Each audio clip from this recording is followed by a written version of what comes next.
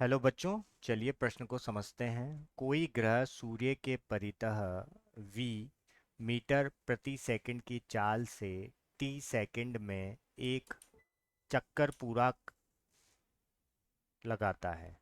दिखाइए इस ग्रह के सूर्य की ओर दृष्ट त्वरण का मान 2 पाई v बटे t होता है।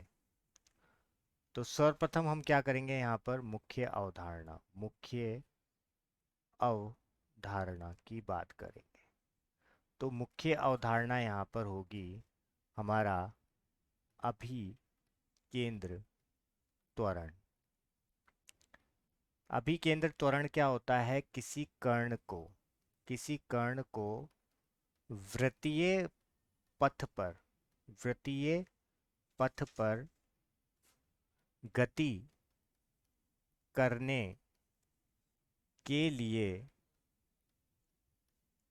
केंद्र के ओर लगने वाला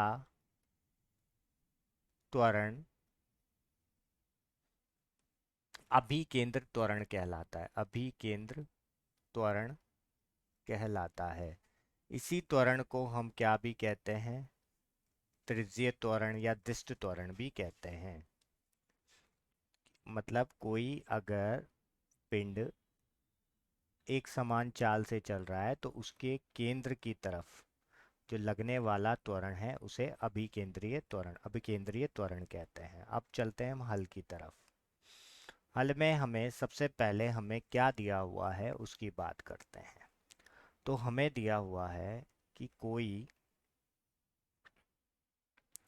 यहाँ पर कोई ग्रह है। जिसे मान लेते हैं कोई ग्रह है, ये कोई ग्रह है। अब ये क्या कर रहा है? सूर्य के ये सूर्य है।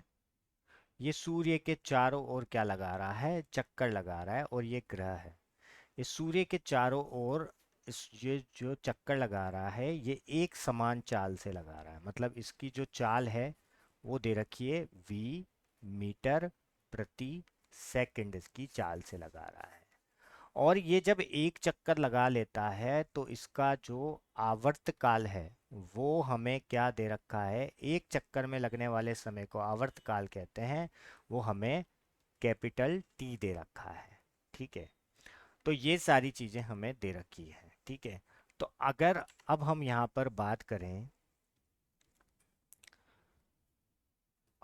करें हमें निकालना क्या है यहाँ पर? दिष्ट त्वरण। तो दिष्ट त्वरण की अगर हम बात करें तो दिष्ट त्वरण को हम ए सी से लिखते हैं। वो किस किस पर निर्भर करता है? वो रेखीय वेग और त्रिज्या पर निर्भर करता है। एक और अगर इसका मान अगर हम कोणीय वेग के कोणीय वेग से संबंध से निकालें तो त्रिज्या गुणित कोणीय वेग के वर्ग के बराबर होता है। तो हम इस इसको हम काम में लेंगे। तो हम यहाँ पर क्या लिख सकते हैं? आर गुणा ओमेगा गुणा ओमेगा।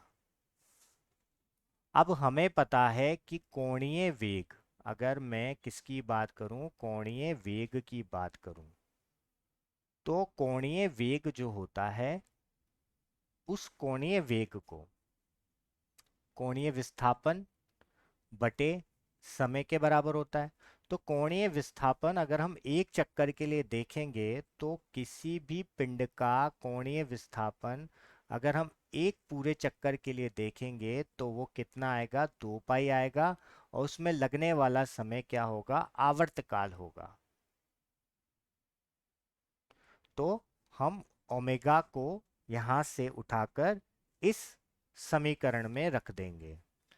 तो इस समीकरण में रखेंगे तो आर ओमेगा, अगर हम यहाँ पर देखें एक आर ओमेगा आ रहा है। तो अगर हम आर ओमेगा की बात करें तो ये किसके बराबर होता है? ये रेखीय वेग के बराबर होता है। किसके बराबर होता है? रेखीय वेग के बराबर होता है। तो हम क्या लिख सकते हैं यहाँ पे? v गुणा ओमेगा।